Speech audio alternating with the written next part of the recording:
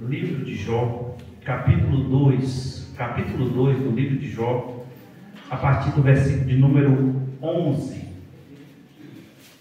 Nós estamos numa série de mensagens sobre as 7 crises na vida de Jó. Hoje nós estamos na quinta semana dessa série de mensagens. Quem achou, diga amém. Quem não achou, está ali no telão da igreja. E ouvindo, pois, 3 amigos de Jó, todo este mal que tinha vindo sobre ele, vieram cada um de seu lugar. Elifaz, o temita, Bildade, o suíta, e Zofar, o naamatita,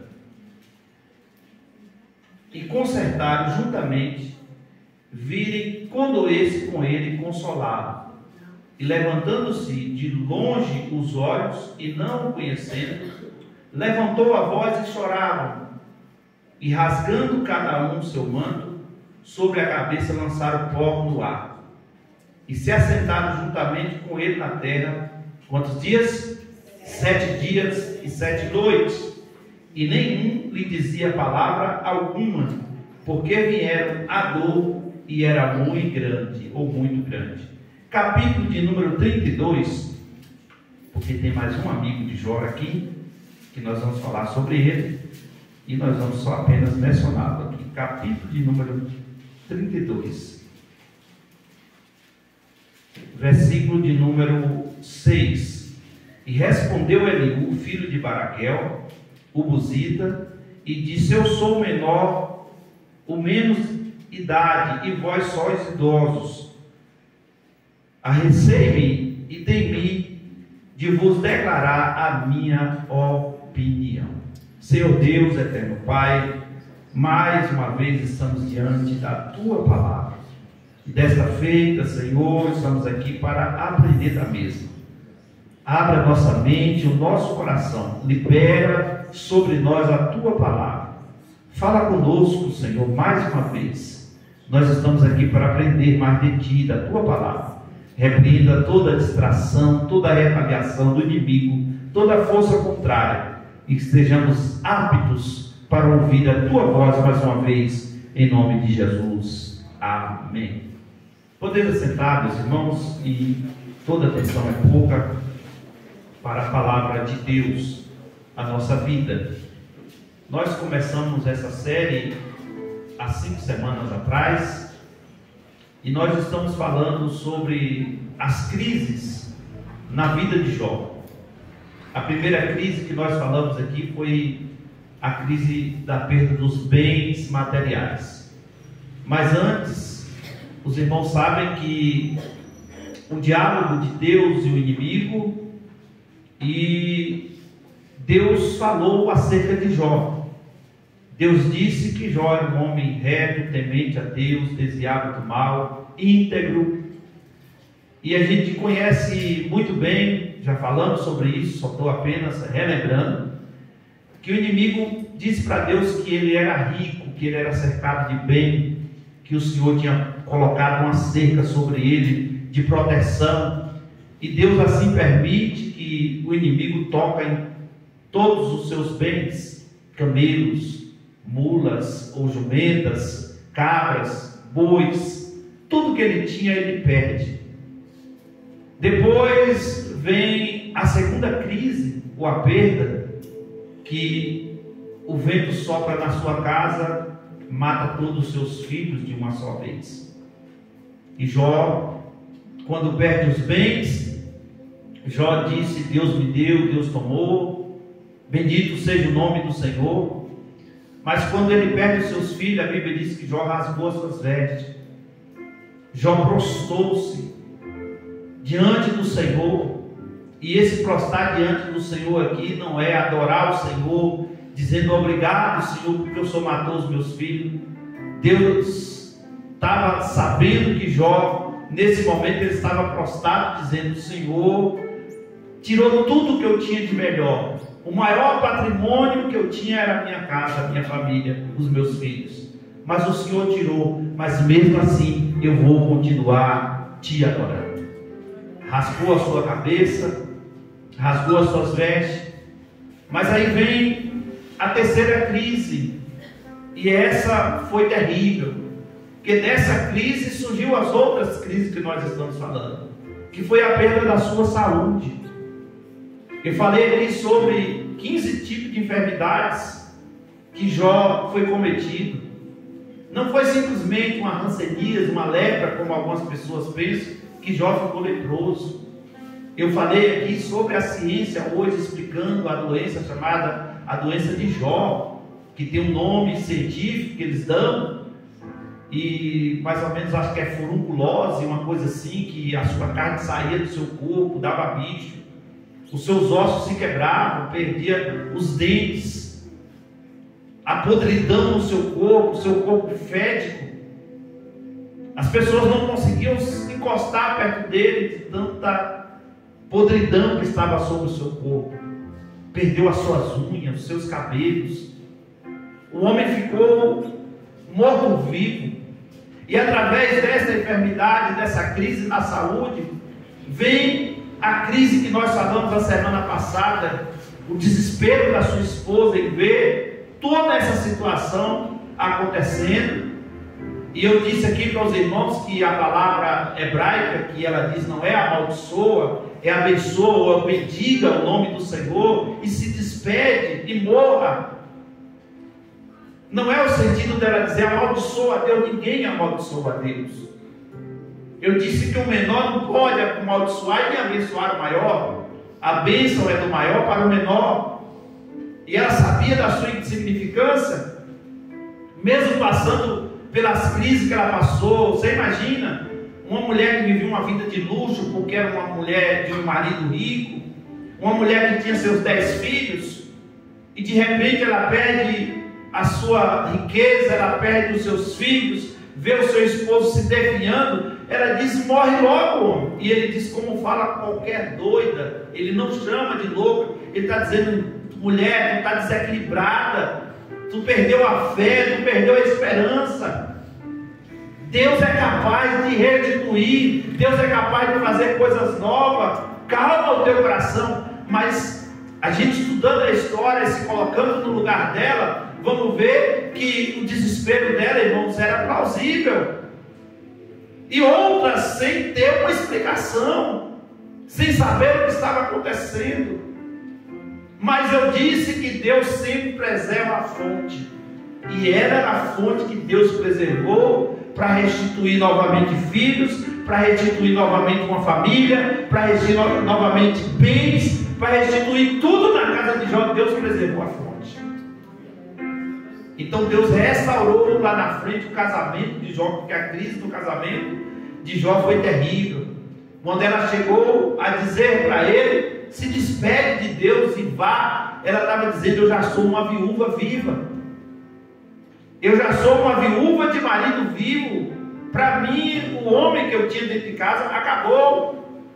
Em uma cultura que a doença que ele tinha na cabeça deles era contagiosa, e eles ficavam de longe, não podiam nem se encostar perto. O máximo, eu disse aqui, que era um tiro de pedra, 25 a 30 metros de distância.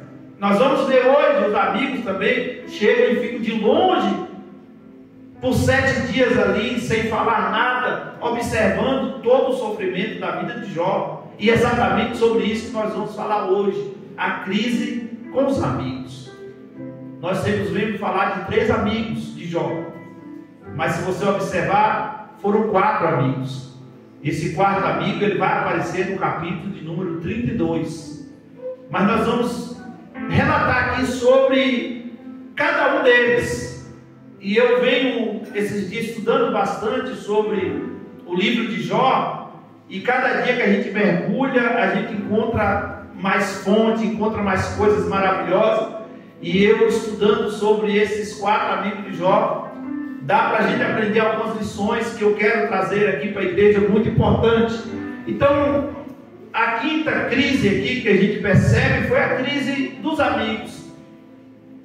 Porque quando os amigos de Jó, irmãos, ficaram sabendo que Jó estava de luto, que Jó tinha perdido os seus filhos, que Jó estava doente, a Bíblia diz que logo eles foram visitá-los condoesse com a situação. No versículo de número 11, a Bíblia diz que, ouvindo, pois, os 3 amigos de Jó, todo este mal que tinha vindo sobre ele, vieram cada um do seu lugar.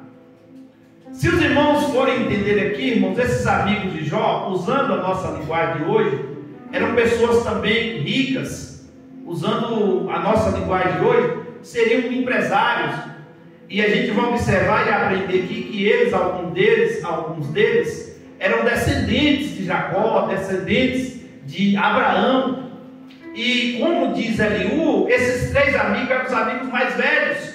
Essa crise na vida de Jó começa aos 70 anos. Então provavelmente esses amigos de Jó tinham a mesma idade dele ou mais velho do que ele. É tanto que Eliú diz que eles eram mais idosos do que ele. Então Eliú acaba sendo o amigo mais jovem. Mas esse jovem aqui não era um jovem também de 20 anos. O jovem aqui era mais novo do que os outros. Então a gente percebe aqui que Jó, quando está nessa crise toda, a Bíblia diz que Jó amaldiçoa o dia que nasceu. Ele diz: maldito seja o dia que eu nasci. A gente analisando a história, irmãos, o único dia que falta no calendário é o dia 30 de fevereiro. E de 4 em 4 anos é o ano bissexto e tem 29 dias de fevereiro. Mas dá-se a entender, não é uma afirmação, que esse dia possa ser o dia 30 de fevereiro. Porque Deus cumpriu muita coisa na vida de Jó. E até para ficar registrado na memória, não fala a data que ele nasceu, como também não fala de Jesus. E alguém disse que é 25 de dezembro, que não é. Mas dá-se a entender que o único dia que falta no calendário é o dia 30 de fevereiro. Eu penso, digo eu, não Senhor, e nem a palavra, como Paulo diz, digo eu, e não Senhor, que Jó, provavelmente esse dia seria o dia 30 de fevereiro. Aqui, irmãos, chegam os amigos, e aqui nós começamos a mensagem de hoje. Os amigos de Jó chegam de longe, cada um de sua região. Nós vamos ver de cada um de que região eles moravam. Na data de hoje ou nos dias atuais seria muito fácil um amigo estar doente e você fazer uma chamada de vídeo, conversar com ele. Nós não estamos falando de uma época aqui que as notícias demoravam a chegar, mas a notícia chegou. Por que a notícia chegou? Jó era o homem mais rico do Oriente, Jó era um empresário muito forte, Jó tinha ali 500 juntas de bois, que eu falei para os irmãos aqui que era como se ele tivesse 500 tratores. Jó tinha 3.000 ovelhas. Jó tinha camelos, 7.000 ovelhas, 3.000 camelos, 500 juntas de boi, 500 jumentas. Então Jó era um empresário muito conhecido, porque as ovelhas produziam lã. Então Jó tinha muita riqueza e a notícia começou a chegar, porque os produtos daquele empresário não estão chegando mais na região do Oriente. Alguém deve ter chegado lá e dito assim: olha, aquele homem está para morrer, perdeu os 10 filhos, destruiu tudo que ele tinha. O que foi que aconteceu? Ninguém sabe explicar, não tem explicação. E a notícia chega aos amigos de Jó. E quando a notícia chega aos amigos de Jó, eles, usando a linguagem de hoje, ligam um para o outro e dizem: vamos lá visitar o nosso amigo. Se você olhar a história e a vida, como eu estudei a vida deles aqui, de cada um, você vai ver que cada um tem uma experiência, cada um, se você pegar aqui, quando chega do capítulo de número 3, até o capítulo de número 32, você vai ver esses 3 amigos, Elifaz, você vai ver Zofar, e você vai ver aqui Bildade, só acusando Jó de alguma forma. Eles usam todos esses capítulos, e Jó se defendendo, Jó rebatendo, mas eles acusam. Quando chega no capítulo de número 32, que você vai ver o amigo mais jovem, depois de ter escutado os outros amigos todos falarem, e alguém vai perguntar: por que ele também não falou? Ele mesmo diz, nós lemos, eu sou o mais jovem, e na cultura passada o mais jovem só podia falar depois que os mais velhos falaram. Então esses três amigos não deram espaço para Eliú falar. Eliú só foi falar no capítulo de número 32. E aqui nós vamos ver. Ele fala sobre experiência. A região de Elifaz, irmãos, é a região localizada na região de Temã, o Temita, que a Bíblia diz que ele veio de Temã. E ela fica localizada na região ali da Arábia, que nós conhecemos hoje como Arábia Saudita. E a gente percebe que esse Elifaz está no capítulo de número 36 de Gênesis, no versículo de número 10, que ele é descendente de Edom, e Edom é Esaú. Esaú é o filho segundo os gêmeos, né, com Jacó. Então a gente percebe que ele também é, no caso, descendente de Jacó. Esse Elifaz, que a Bíblia chama que é o primeiro amigo, com certeza, nessa linguagem que ele fala que ele é o mais jovem, então Elifaz é o mais velho. E o mais velho é considerado como experiente. A região que ficava localizada aqui, a região chamada de Edom, é chamada de cidade da sabedoria. Os sábios do Oriente estavam naquele lugar.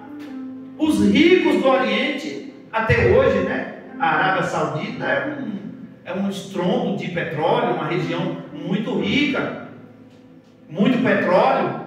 Naquela época não se tinha descoberto o petróleo ainda, mas se fala de uma região, da região da sabedoria. Eliú, ou Elifaz, melhor dizendo, ele é filho de Ada, que era esposa de Esaú, irmão de Jacó. E no versículo de número 7 a 10 do capítulo 22, por isso que a gente entende Elifaz ser o mais velho, porque o discurso que ele faz é baseado na experiência de vida dele. Ele relembra os bons tempos de Jó. Ele relembra que Jó era um homem muito bom, era um homem que cuidava das pessoas. Ele fala também dos momentos ruins de Jó, que Jó enfrentou situações difíceis. E quando a gente vê aqui as palavras que ele faz, nós vamos aprender aqui que ele fala da sua própria experiência. Ele fala da experiência de Jó e ele fala da experiência de outras pessoas. E aí, tem algumas anotações que eu fiz aqui, que ele vai tentar lembrar Jó. Olha o que ele faz, ele tenta lembrar Jó de situação que ele já tinha enfrentado e tinha vencido, dizendo, que está no capítulo de número 4, versículo 3 e 5. Assim, eis que tem ensinado a muitos e fortalecido as mãos fortificadas, as mãos fracas. As tuas palavras têm sustentado aos que tropeçam, os joelhos vacilantes têm fortificado, mas agora chegou a tua vez, e tu enfadas, sendo tu atingido, tu o perturbas. Olha as palavras que ele faz. Além disso, ele teve outras oportunidades de ajudar outras pessoas. E aqui no capítulo 22, versículo 7 a 10, diz que por isso que ele estava precisando ser ajudado para sentir na plena necessidade. O que ele faz? Está dizendo aqui da experiência de Jó. Se aconselhou muita gente, se ajudou muitas pessoas, se ajudou muitos joelhos fracos a ser fortalecido. Chegou a tua vez agora, você precisa de ajuda. E aqui a gente percebe que ele fala das experiências de outras pessoas. No capítulo 4, versículo 7 a 8, ele faz recorda Jó dos fatos que ocorreram. Lembra-te, acaso já percebeu algum inocente? E onde foram os retos destruídos? Segundo o que eu tenho visto, os que lavram iniquidade semeiam mal. Isso mesmo, secam. Se Deus é justo com outras pessoas, também seria justo contigo. É isso que ele faz, está dizendo. Alguma coisa, Jó, está errada. Se Deus usou você para ser justo com outras pessoas, nós estamos aqui para fazer você lembrar realmente de quem você era, realmente de quem você precisa lembrar. E quando Elifaz fala da sua própria experiência, e aqui ele se gaba de ser um homem sábio, de ser um homem experiente, e o que é que ele diz? Quanto a mim, eu buscaria a Deus, e Ele integraria a minha causa. Capítulo 5, versículo de número 8. E ele chama atenção para os conselhos, e diz no versículo 17 do capítulo 15: escuta-me, mostrar-te-ei o que tenho visto e cantarei. E sem saber a dor que ele havia causado em seu amigo, ele fala com Jó e aconselha Jó, dizendo assim, capítulo 22, versículo 21: reconcilia-te, se converte, se tu converteres, você vai mudar a história da tua vida. A acusação que ele faz aqui, irmãos, é que Jó precisava de rever os seus conceitos. A acusação que ele faz é dizendo: eu estou falando para você da experiência que você tem, da experiência que você passou com os outros, da experiência que eu tenho, e alguma coisa está errada em você, Jó. Esse amigo aqui chega para acusá-lo, que ele estava errado, que ele tinha feito alguma coisa errada diante de Deus.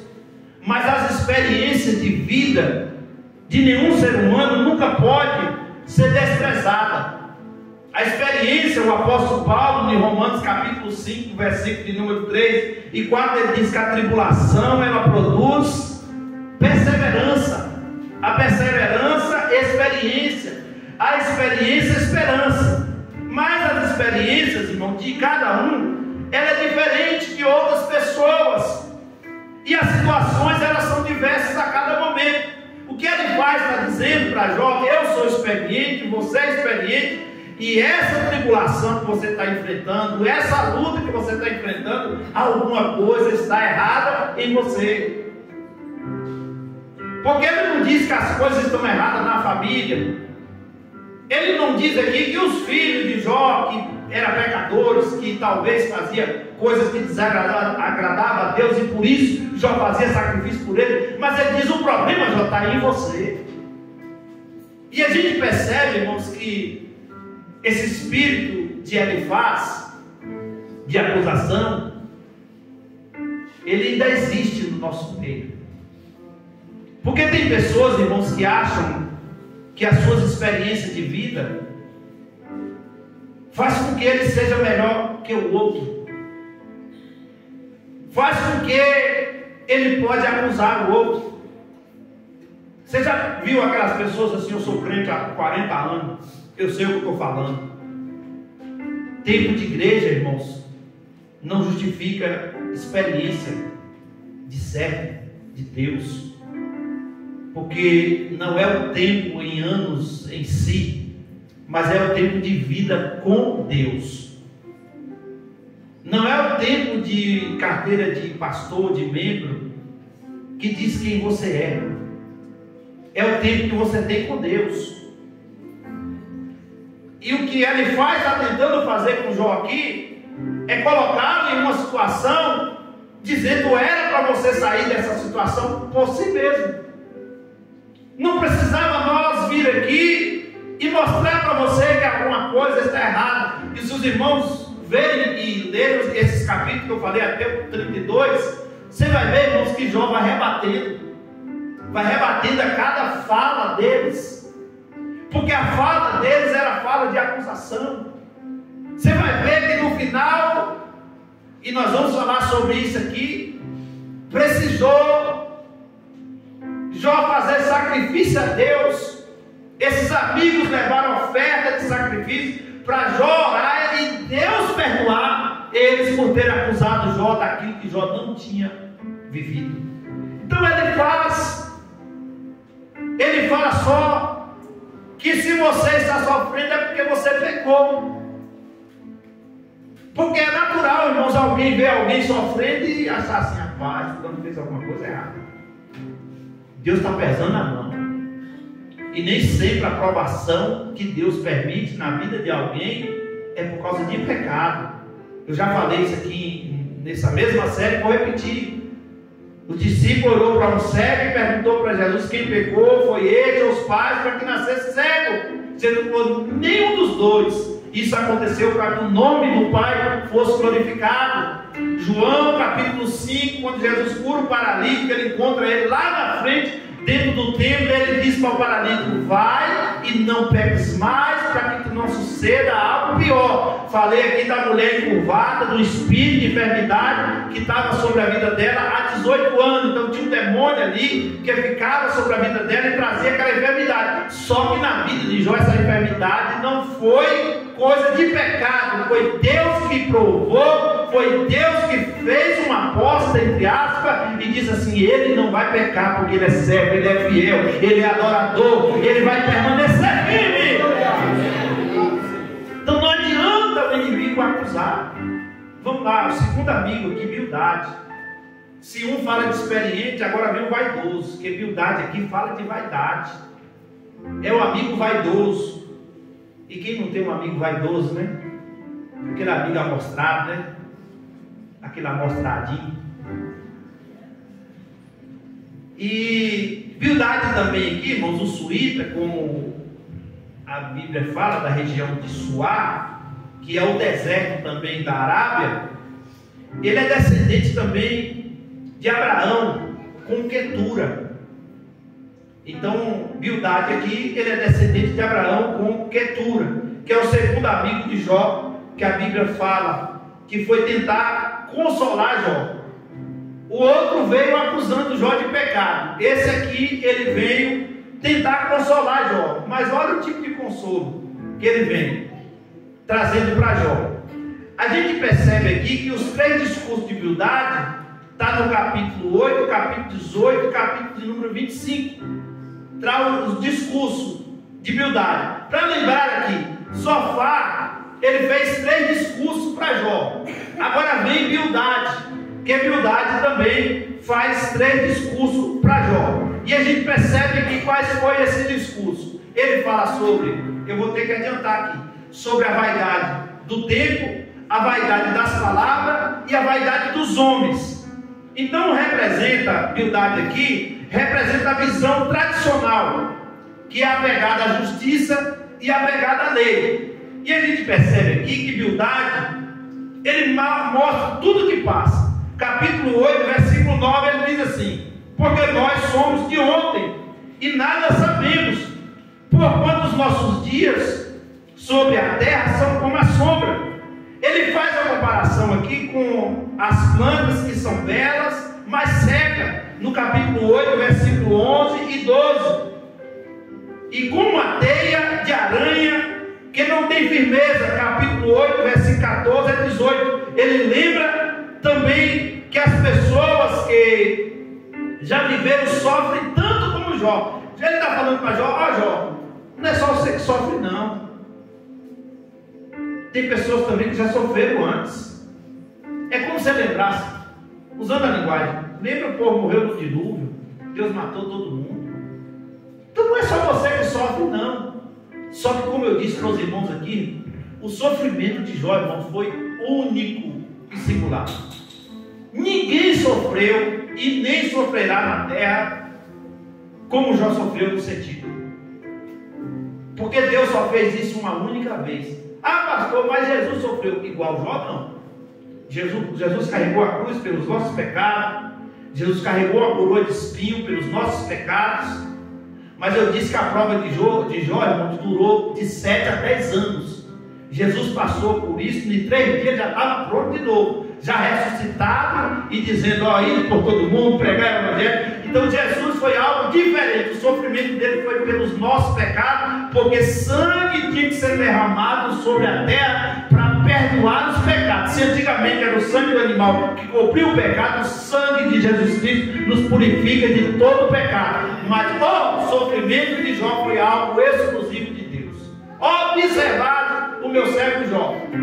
E eu falei para os irmãos que o inimigo fez tocar em Jó em 7 crises: filhos, bens, saúde, amigo, esposa, e tem mais daqui para frente, nós vamos ver que faltam mais duas ainda. Então a gente percebe aqui que Bildade é um amigo vaidoso, e ele fala sobre a vaidade do tempo, a vaidade das palavras. Se a gente pegar o capítulo 8, versículo número 2, ele diz: até quando falará das coisas? Até quando as palavras da tua boca serão qual vento impetuoso? Porque Jó, irmãos, ele não permanece quieto, não. O amigo fala uma coisa, ele rebate.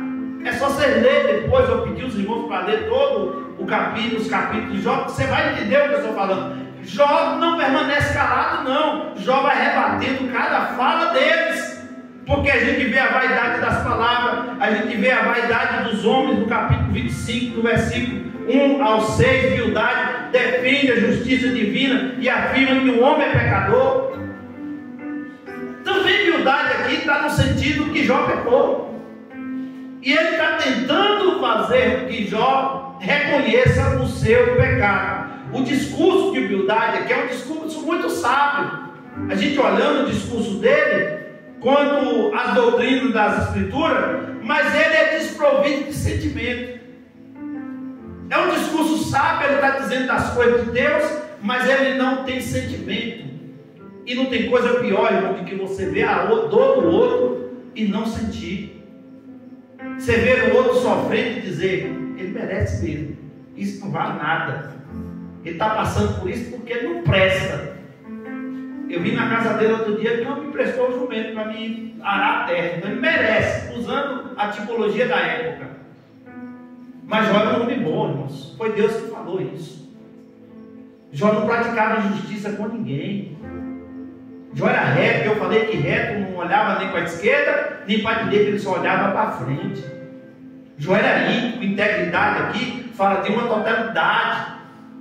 Integridade fala que em todas as áreas da sua vida ele era correto diante de Deus. Mas Bildade vem com um discurso vaidoso. É aquela palavra vaidosa. E experiente também. Porque nenhum desses três amigos primeiros de Jó faltava experiência, irmão. Eram homens idôneos e homens experientes. Mas nem sempre a experiência, irmãos, pode usá-la para acusar alguém de nada. É tanto que diante da lei é assim: contra os fatos não tem argumentos. O advogado pode ser bom do jeito que for, e o outro advogado não ser tão bom, mas se tiver nos autos provas concretas daquilo que ele está defendendo, ele vai conseguir, e o outro, com toda a sua oratória, irá perder. Porque contra fatos não há argumentos. Então o discurso de Bildade é um discurso vaidoso, é um discurso muito sábio, letrado, mas sem nenhum sentimento. É aquelas palavras duras, sem perceber que estava. Irmão, eu disse que Jó estava machucado por fora das enfermidades, agora chega 3 amigos para machucar ele por dentro. Eu disse que o diabo pediu para tocar na carne e tocar nos ossos, sim ou não? E agora o inimigo usa os amigos, porque se vem qualquer um falar alguma coisa, Jó não ia ter nenhum sentimento. Mas quando vem de alguém que você diz que é seu amigo, e como eu estou falando de amizade, irmãos, era amigo mesmo, não era questão, porque diz a história de pesquisadores que uma amizade duradoura é uma amizade que ela passa de 7 a 10 anos. Se passar uma pessoa de 7 a 10 anos como seu amigo, diz os historiadores e pesquisadores que essa amizade dura para a vida toda. Só que eu estou falando de amigos, não é de companheiros não, de conhecidos não. Porque amigo você conta na palma da mão. Amigo é aquele que você pode ligar de madrugada. Amigo é aquele que você pode contar com ele. E eu vou dizer, meus irmãos, entre os nossos amigos, todos eles têm um pouquinho de Bildade, tem um pouquinho de Elifaz, tem um pouquinho de Zofar e tem um pouquinho de Eliú em cada um deles. Porque tem aquele amigo, irmãos, que ele aceita tudo seu, né? Mas tem aquele amigo, irmão, que chega para você na tua cara e fala a verdade, e você chora, mas é seu amigo. Depois você fala: não, ele falou porque ele pode falar. Eu tenho amigos, irmãos, que eu falo coisa com eles que às vezes outras pessoas não têm coragem de falar. eu chamo a atenção deles para mim e corrijo de alguma coisa que precisa corrigir, que nem o pai e a mãe têm coragem de falar. Eu já cheguei em situações que o pai e a mãe de amigo chegar para mim, fala com ele que se eu falar, ele vai achar ruim. E se você falar, ele vai abaixar a cabeça e não vai falar nada. E realmente, porque a gente tem um pouquinho dessa experiência que cada um deles tem, de às vezes a gente chegar e apontar o dedo mesmo e dizer assim, você está errado, camarada. Não é desse jeito não, a vida não é assim. E esses amigos de Jó, por mais que eles acusaram, irmão, mas eles foram ali com intenções boas, sim ou não? Eles não foram ali com más intenções, mas Deus permitiu que até o inimigo usasse eles naquele momento para ferir Jó. Era preciso Jó passar por aquilo, mas foi preciso depois Deus intervir na vida deles e falar, vocês vão ser próximos, vocês vão ser abençoados depois que vocês voltar lá, porque Jó vai orar a mim e eu vou responder a Jó, e Deus vai fazer coisas maravilhosas na vida de Jó, irmãos. E esses mesmos amigos aqui que foi que ajudou Jó depois a ficar rico novamente, porque Deus usou foi eles. Então não pode se jogar fora. Zofar aqui no hebraico significa áspero. Isso aqui é aquele amigo áspero, grosseiro. E Zofar aqui fala do legalismo, que é o terceiro amigo, o Namatita, a região de Naamã. Provavelmente esse território também é o território da Síria, também, Síria não, da Arábia Saudita. Esse território aonde é os Naamatitas, que a Bíblia fala. Provavelmente seria essa região. Os relatos históricos eu fui pesquisar e não se dá muito qual era essa região, mas eu acredito que eles moravam bem próximo um do outro naquela região ali do Oriente Médio, que é conhecido hoje como a Arábia Saudita. Então Zofar fala de legalismo. E aqui, irmãos, o discurso de Zofar, não vai dar tempo para a gente ser mais cauteloso, mas é o discurso religioso, é o discurso das opiniões e também o discurso das acusações. Quando a gente pega o capítulo de número 11, o capítulo 12 a 20, a gente vê os conselhos a Jó a se arrepender e voltar a buscar Deus. É como se Zofar estivesse dizendo, tu deixou de buscar Deus, é por isso que está acontecendo na tua vida, tu deixou de adorar. Jó não tinha mais uma pombinha para oferecer de sacrifício. E mesmo se ele tivesse, ele não tinha condições físicas para oferecer sacrifício. Jó estava podre, irmãos. Jó estava num monturo, e esse monturo aqui, algumas pessoas consideram como lixo ou lixão, mas não é. Jó estava em uma das suas propriedades, é tanto que ele pega um carro de telha para coçar, para arrancar aquela carne podre do seu corpo. Só que ele estava em algum lugar isolado, porque ele não podia ficar no meio da sociedade, da sua família, da sua parentela. E quando a gente vê cultura, que era a situação, não local, porque eu já vi alguns pregadores lá, Jó estava no lixão, não é lixão, é o sentido da vida que ele estava vivendo, de um lixo, sujo, fedendo, podre. Os amigos, irmãos, ficam 7 dias calados de longe. E essa conversa que os amigos falam com Jó é distante, não é próximo. A conversa da mulher com Jó é distante, não é próximo. Eu falei para os irmãos, no máximo 25 metros, um tiro de pedra. E aqui Zofar fala sobre a religiosidade. Ele também, Zofar achava que é muito entendido que falasse baseado nas suas próprias opiniões. Sabe aquele achismo? Eu acho, eu penso, eu entendo assim. Era isso que ele estava dizendo. Eu penso dessa forma, é minha opinião, Jó, que tu está passando por isso, que tu deixou de buscar a Deus. Zofar também argumenta que Jó era muito rico, porque oprimiu, desamparou os pobres. Olha, está tudo isso na Bíblia. Quem sabe, Jó, tu não oprimiu os pobres, quem sabe tu não tirou riqueza de alguém, e Deus está cobrando de você. E não era nada disso. Deus estava permitindo a luta para depois trazer a vitória. E Zofar parte do pressuposto que Jó era um justo e que estava em pecado, esquecendo que ele também era pecador. É acusando o outro de pecado. e sendo pecador. Jesus, quando chegou na casa de Zaqueu, estava todo mundo lá. E quando Jesus disse: desce que eu vou para a tua casa, chega na casa, Zaqueu diz assim: Senhor, se eu tenho defraudado alguém, eu vou restituir, eu devolver 4 vezes mais. Vou pegar os meus bens, vou repartir, dar para os pobres.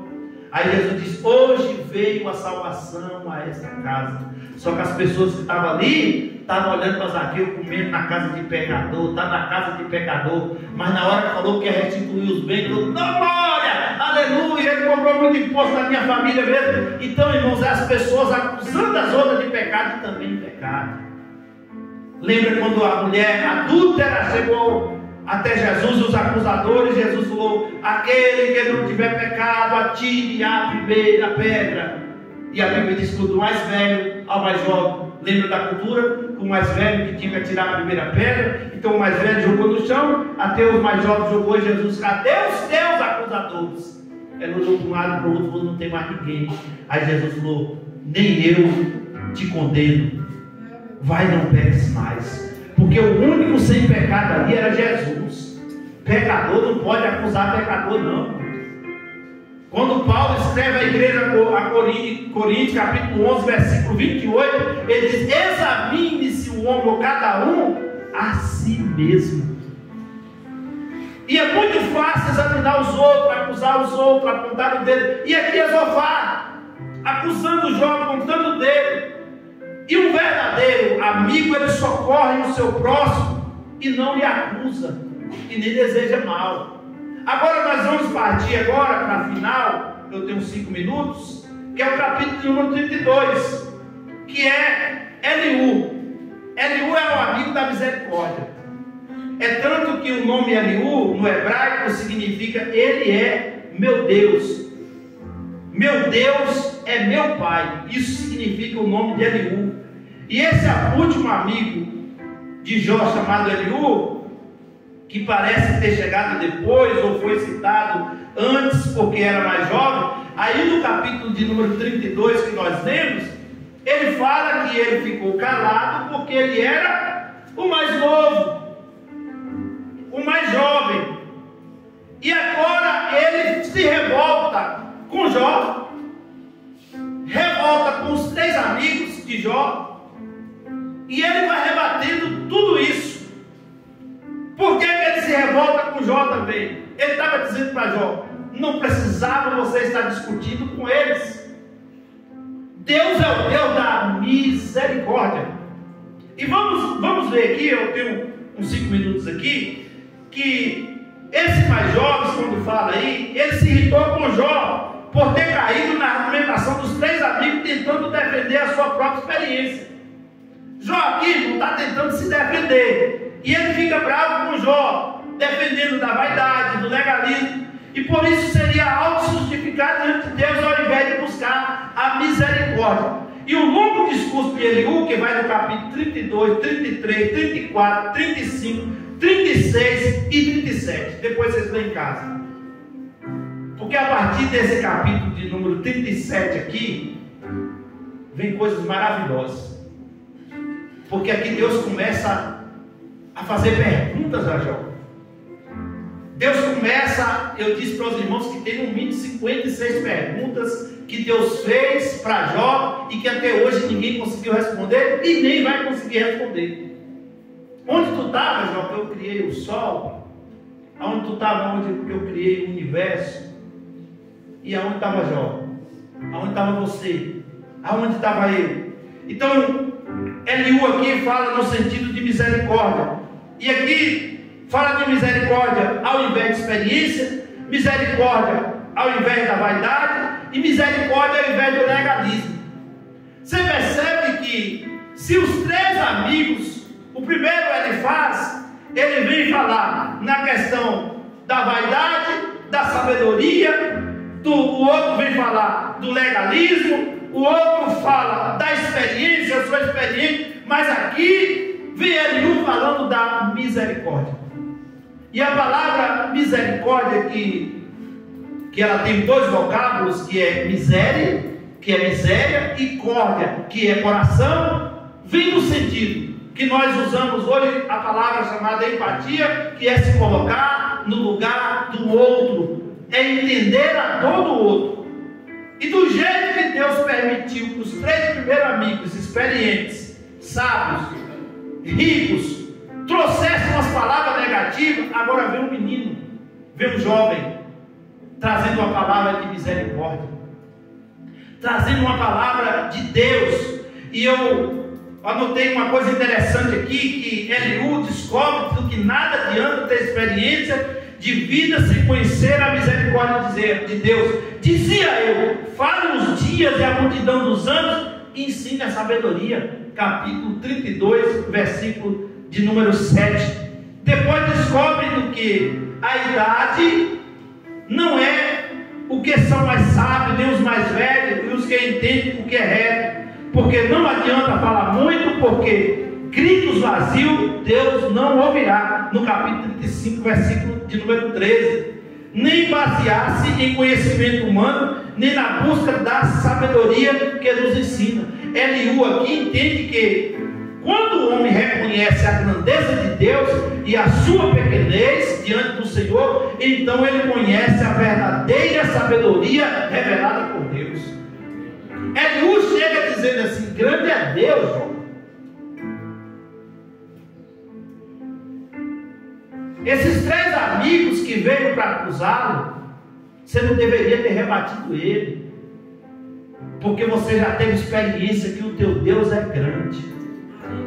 Você já teve experiência que o teu Deus é capaz de fazer coisas extraordinárias, irmão. Você já teve experiência que o teu Deus é capaz de mudar a história, de mudar a situação, e ao seu tempo, Jó, Deus vai se levantar ao teu favor.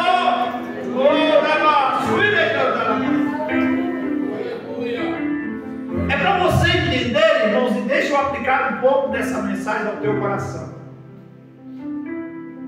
Porque a tua experiência não vale muita coisa diante de Deus. O teu conhecimento, muito menos. Os teus recursos humanos, muito menos. Mas quando você tem um coração e reconhece que você é pequeno e que Ele é grande, que você não tem, mas que Ele tem, que você não pode, é para você dar glória mesmo, mas Ele pode, que você não é, mas Ele é, que você não faz, mas Ele faz, aleluia, que você não pode, mas Ele pode. Deus, as minhas mãos não alcançam, a mão dele vai lá. Deus, os meus olhos não veem, mas os olhos dele enxergam tudo. Deus, o meu pensamento não chega, Ele diz: os meus pensamentos são mais altos do que os vossos pensamentos, e os meus caminhos mais altos que os vossos caminhos. Assim como desce a chuva, rega a terra, faz brotar, não pão que come, assim a palavra que sai da minha boca, ela não voltará para mim vazia, mas antes fará o que lhe apraz.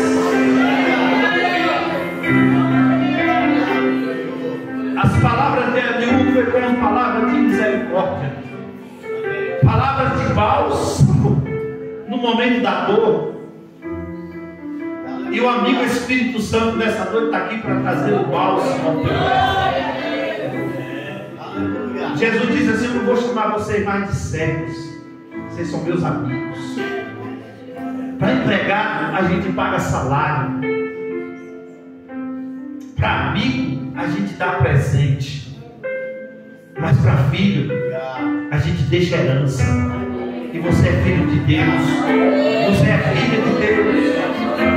Deus, Ele colocou Jesus para ser o seu Senhor, o seu Salvador. Jesus enviou o Espírito Santo para ser o seu Consolador. Então eu quero aplicar essa mensagem desses 5 minutos ao teu coração e dizer que não importa a acusação que o inimigo tem feito sobre a tua vida, não importa se é de fora, de longe, de perto, ou de casa, ou até mesmo dentro da igreja, alguém tem acusado, apontado você, mas o Deus que te chamou, Ele é fiel.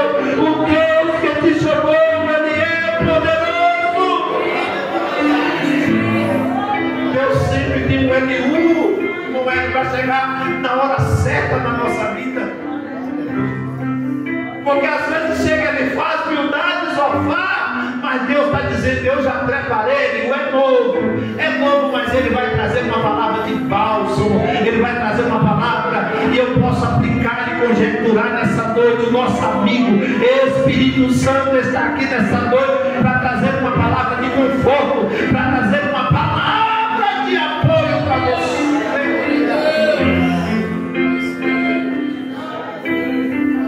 Ele não está aqui para julgar o teu passado.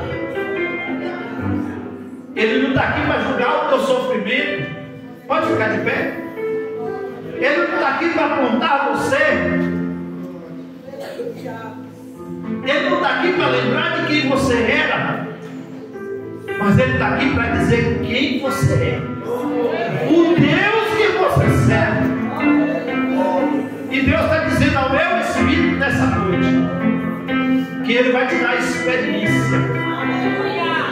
Porque é no momento da dor que nós adquirimos experiência. É nos momentos de luta que nós adquirimos experiência. É nas provações que nós aprendemos a lidar com a situação. Quem nunca passou pela dor não sabe o que é dor. Quem nunca passou pelo desprezo não sabe o que é ser desprezado. Quem nunca passou pela humilhação não sabe o que é ser humilhado. Quem nunca passou por sentimentos de derrota, por tristeza, por vontade de desistir, por vontade de parar, não sabe. Mas quem já passou tem experiência. Quem já passou pode glorificar a Deus e dizer: eu passei pelo vale da sombra da morte, mas eu não temi mal algum, porque o Senhor estava comigo, porque Deus estava do meu lado. Eu estou pregando para pessoas que talvez está passando por algum momento difícil. Talvez você está enfrentando algum tipo de crise na sua vida existencial. Mas eu digo para você nessa noite: nenhuma crise vai fazer você parar. Jó tentou argumentar, Luciano, para os 3 amigos. Mas quando Eliú chega, os argumentos acabam. Porque quando Eliú chega, vem a palavra de confronto. Porque Deus permite, às vezes, as afrontas. Mas Deus sempre vai ter uma palavra de confronto, de mudança, de atitude. Lembra daquela mulher quando ela é pega no poço e Jesus falou: dai-me de beber. E ela diz: eu não falo contigo, tu não fala comigo, tu não tem corda, tu não tem vaso, tu não tem como tirar água, tu não deveria estar aqui, esse horário é meu horário. E ela começa a discutir, mas Jesus falou: ah, se tu soubesse quem fala contigo, tu pediria, e ele te daria água viva, porque Jesus está dizendo: tu tem água, mulher, mas eu tenho fonte, quem tem a fonte nunca falta água. Deus vai preservar a fonte, eu disse e vou repetir, e essa fonte nunca vai faltar na tua vida. Quando tu achar que tu está só, Jesus vai aparecer, te confrontar, mas ele vai te dar água viva para saciar a tua sede, para saciar a tua fome espiritual, para repor aquilo que estava faltando. Porque enquanto os 3 primeiros amigos trouxeram acusação, quando os 3 amigos apontaram, Deus mandou o Eliú para chegar lá com a palavra de misericórdia, para chegar lá com a palavra de conforto, para chegar com o bálsamo, para aliviar a dor, aliviar as feridas que foram causadas. Ei, minha irmã e meu irmão, as feridas do tempo, quem sabe elas ainda estão abertas, mas o Senhor tem um bálsamo nessa noite para curá-las. Eu trago a palavra de Deus ao teu coração, e a palavra dele para você nessa noite é misericórdia. A palavra dele nessa noite é bálsamo para a ferida. Deus quer curar a tua alma nessa noite. Irmão, pelo amor de Deus, abre o teu coração por um minuto, aguenta só mais um pouquinho, porque Deus está falando ao meu coração, que está liberando um bálsamo nessa noite, porque tem alma ferida aqui, tem coração ferido aqui, tem pessoas me ouvindo nessa noite que estão passando por crise existencial dormir. O inimigo tem tentado tirar o sono por causa das acusações, por causa dos problemas, dos levantes contra a tua vida, apontando para você, te acusando. Mas o Senhor vem com a palavra nesta noite ao teu coração, dizendo: meu filho, minha filha, eu sou contigo. Receba a cura para a tua alma. Volte para a tua casa nessa noite curada deste mal. Receba o bálsamo do Senhor.